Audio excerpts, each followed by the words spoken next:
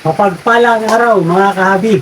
Finally, natapos na yung ating DIY aviary project, second floor birds aviary. So ito na po mga kahabi. Maraming pong salamat sa inyong suporta at maraming pong din salamat sa ating Panginoon sa paggabay sa atin na hindi tayo napinsala sa ating pag-DIY. So maraming pong salamat. To God be the glory at sa inyo mga kahabi na patuloy na sumusuporta sa ating YouTube channel at kung bagong viewers ka ay humingi po ako ng favor, please subscribe my YouTube channel, Olen Aviary at iba pa. Ang talakayan natin dito ay regarding po sa buhay mag-ibon. So hayaan nyo muna ako mga kahabi na ipakita ko sa inyo ang ating natapos na DIY aviary project. Almost 1.5 and 10, 11 days ang ating DIY aviary project. So let's go! So ito mga kahabi, pakita ko sa inyo muna mula sa stair. Ayan po, yung first landing. Papunta rito, ito ang ating second landing. So naglagay na rin po tayo ng guard dyan para hindi hulog ang ating aakyat ng mga kahabi. So ito po yung sa labas. 6 cages na 2x2. At yung nest box natin ay 12 by 12 by 18. So mga kahabi, bago natapos yung ating DIY aviary, ay nais ko munang i-share sa inyo yung ating mga activity. Ito yung ating ginagawa ngayon mga kahabi. Dahil walang kuryente, tayo ay naglalagaring bakal muna para meron lang tayong magawa na DIY. So, ang ginagawa natin ngayon ay preparation ito sa ating main door na gagawin. So, lagari lang muna tayo ang gagawin natin. Madalas ang brownout dito sa Bicol, mga kahabi. So, pero yan, ang naputol na ay hindi naman ito masyado matigas lagarin mga kahabi dahil ang kapal nito ay 1.5. So itong ginagawa natin yan, ito yung isang side ng main door natin. Bali, 2 door kasi yung main door natin. Yung lapad niya is 120, tapos sinati ko siya 60 ang isang side. So 60 and 60, 120 yung ating lapad. Para pag ipapasok natin yung mga cages na mga 2 foot by 2 foot by 4 ay hindi tayo mahirapan, medyo maluwag. So nung natapos na natin yung isang side ng ating pinto ng main door, ay yung kabilang side naman yung ating gagawin. So lalagyan lang din natin ito ng screen para support lang ito para pag nakawala yung ibon natin dito sa cages ay hindi sila makakawala dito sa ating ginawang DIY aviary. So lahat ito mga kahabi ay puro screw lang ang gamit natin. Yung self-drilling screw na 3 sizes ang gamit natin. Excuse me po. So half inch, meron tayong 3/4 at meron din tayong 1 inch. So yun po. So nung pagkalagyan na natin ng screen ay lagyan natin ng konting design. Ito ay aluminum na manipis. So lagyan lang natin ng konting design sa ating main door. So para medyo presentable naman. At the same time ay magiging handle na rin ito sa ating pagbubukas sa ating main door. So yun lang po ang ating kaganapan dito sa ating DIY birds aviary. So nung natapos na ay i-screw naman natin ang screen finally at papaikutan lang natin ito ng mga tech screw na mga self-drilling para hindi makawala ang ating mga ibon. So yun po, nung natapos na ay ikakabit naman natin at gamit natin dito ay bisagra lang na 2 piraso, isa sa taas at saka isa sa baba yung ating gagamitin na bisagra. So yun mga kahabi, maraming pong salamat sa inyong suporta. So matatapos na yung ating DIY birds aviary. So nung naikabit na po natin yung bisagra sa pinto, ay kakabit naman natin sa hamba kung tawagin, kung sa kahoy. Ay ewan ko lang kung anong tawag sa ganito pag sa bakal, hamba rin siguro. Yan, nilalagyan natin ng allowance lang para hindi sumanggi or sumayad yung pinto.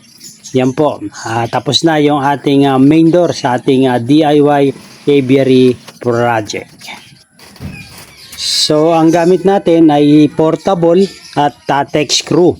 Itong tech screw po ay 1 inch by 6 mm. So yun po yung ginagamit natin para pang bisagra sa ating main door. So bawat butas lalagyan natin ng tech screw. Bali 4 sa side, bali 8 sa isang bisagra ang gamit natin. Okay guys, tapos na yung ating main door. Ito yung ating main door. Double door to. Meron na rin, naglagay na rin tayo ng stopper.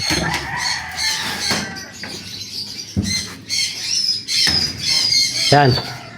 Yan na yan. Complete na. Yung ating aviary. Finally, natapos na ang ating paglalagay ng screen sa ating DIY aviary project. Susunod natin, ito naman rack para mapagpatungan na natin ang cages. So maraming po salamat sa inyong panonood mga kahabi.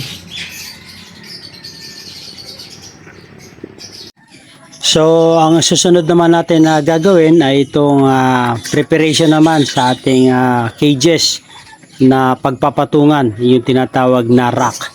So meron tayong 3 layer na rack ang gagawin natin.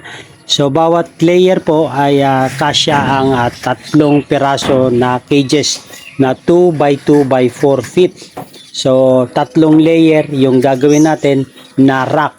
Ang gamit natin na tubular ay 1 by 2 na size ng tubular by 1.5 mm. So yun po yung gamit natin. So tapos na yung sa kabilang side, sa left side kung tayo nakarap, dito naman preparation naman tayo para sa second na layer naman, yung second preparation ng rack natin. So first layer muna yung gagawin natin na rack. Yung taas ng first layer natin na rack ay almost 20 cm yung above flooring. So para medyo hindi siya masyado mataas at hindi siya dumikit sa ceiling. Yung ceiling natin mga kabi ay 3 meters dito sa harapan at 280 naman sa likuran. So medyo binabaan ko lang para hindi siya dikit sa ceiling. Dahil yung ceiling natin ay wala pang insulation, baka mahirapan yung nasa third layer na cages. So ayun naman natin na mahirapan yung ibon at hingalin pagdating ng summer. So medyo binabaan ko na yan. So kaya pa naman na abutin yung ilalim ng 20 cm na taas or height ng first layer sa paglilinis natin sa ating aviary. So yan, linilibel natin at nilalagyan natin ng support.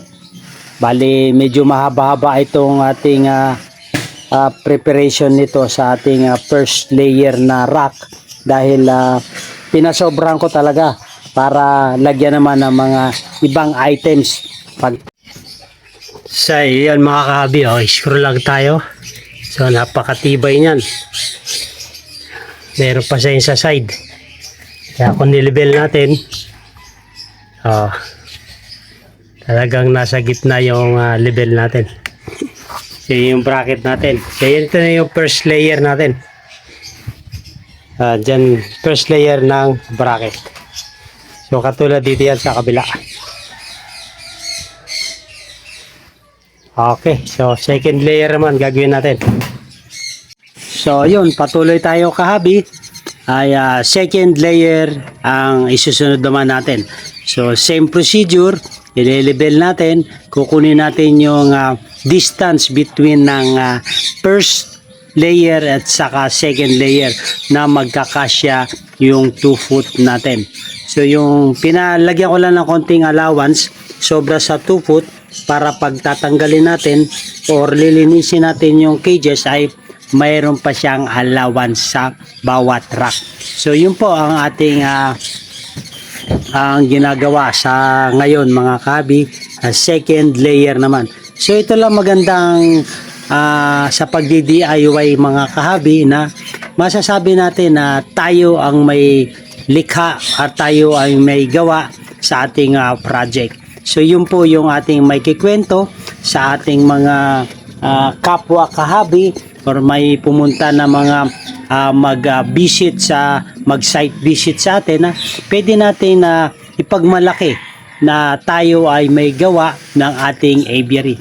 So hindi naman ito sa pagyayabang because although deserve naman natin kung kaya naman natin mag-DIY, why not na i-share naman natin sa ating mga kahabi na sharing lang ng sa ating mga project dahil ito naman yung ating objective na may share natin yung ating kaalaman, yung ating knowledge, yung ating mga nakakayang gawin, ika nga, di ba mga kahabi? So next ang gagawin natin mga kahabi ay ito namang preparation sa ating mga perch. Nakating ko na to 60 cm naman yung haba ng ginagawa ko. Ang ginagawa ko kahabi ay nilalagyan ko lang sila ng both side ng screw na 2 inches. Tapos yun ang ipapakapit ko doon naman sa ating cages na 2 foot by 2 foot. So iipit ko lang siya. So yun, ilalagay naman natin yung ating mga cages na 2 foot by 2 foot by 4 feet. So iakyat na natin. Ito yung mga existing na mga extra natin na mga cages. So preparation na natin. Lalagyan natin ng perch, lalagyan natin ng nest box para yung mga sa existing na mga cages ay doon naman natin sila ililipat. So after that, mag-electrical naman tayo. Lalagyan natin sila naman ng ilaw para kung sa gabi mayroon pumunta, may mag-site visit or meron tayong i-check sa gabi ay meron naman tayong makitang liwanag. So wiring muna tayo mga kahabi ng ating ilaw at itong ceiling fan natin para isang area lang yung ilalagyan natin ng switch. So yun po yung ating preparation sa ating electrical work naman para sa ating birds aviary. So yan po, ito yung ating switch at dito natin ilalagay lahat ng ating mga switches sa ating aviary. So yan mga kabi, mag-i-splice muna tayo para sa mga switch natin at sa ceiling fan. So meron tayong 3 switch at isang ceiling fan at isang outlet. So weatherproof ito para pag bumanggi ay hindi mapasukan ng tubig ang ating mga switches. Okay guys. So ito mga kahabi, pakita ko sa inyo muna mula sa stair. Ayan po, yung first landing. Papunta rito, ito ang ating second landing. So naglagay na rin po tayo ng guard dyan para hindi hulog ang ating aakyat ng mga kahabi. So ito po yung sa labas. Ayan kahabi. Umaambon sa ngayon. Kaya maganda yung panahon. Tapos ito yung main door natin. Dalawang door. Ayan mga kahabi. Tapos ito yung isa. So lalagyan ko yung yung spring para almost lagi na nakasara. Ayan yung ating main door. Tapos dito sa isang side, sa left side ko, kung tayo nakaharap, ito yung ating mga bagong cages. So meron tayo dito na 6 cages na 2 by 2. At yung nest box natin ay 12 by 12 by 18 inches. So yan, 2 door po yung ating pinagawa para sa paglilinis ay madali tayo maka-access dito. So preparation na po ito para sa ating mga breeder. So sa isang layer po ay 3 set ng 2 by 2 by 4. So, three layer to. So, yung mga merong kulungan doon sa labas ay sa existing na mga ibon natin ay ililipat ko rito at pag nabakante na yung ating cages ay dito naman nating ilalagay. So, sa kabilang side kahabi, ayan. So, meron tayong dalawang bagong cages to. Ganun din, puro 2x2x4. So 3 layer din po ito. So ang mangyayari nito mga kahabi ay 9 sa kabila sa left side tapos 9 sa kanan. So 18 set po ito. So nakapag naglagay na rin po tayo ng ilaw tapos sa exhaust fan tapos isang ilaw pa rito. So ito yung switch natin para sa ceiling fan 1 to 5. Lagyan natin sa 5 ay umaandar na po. Tapos meron tayong ilaw. Ayan. Para sa gabi, sakaling meron tayong bisita or may nangyari ay ating makikita. Pero meron din tayong nilagay na solar para sa labas naman, sa perimeter. So ito rin naman yung roofing natin. Ayan. So hindi tayo maka-video sa labas ngayon dahil lumulan. So dito lang muna tayo sa loob. So ito, maraming po salamat sa inyong suporta mga kahabi.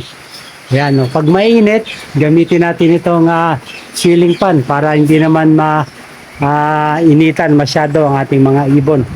So ang sukat nito mga kahabi ay itong lapad po ay 280 o 2 meters and 80 cm.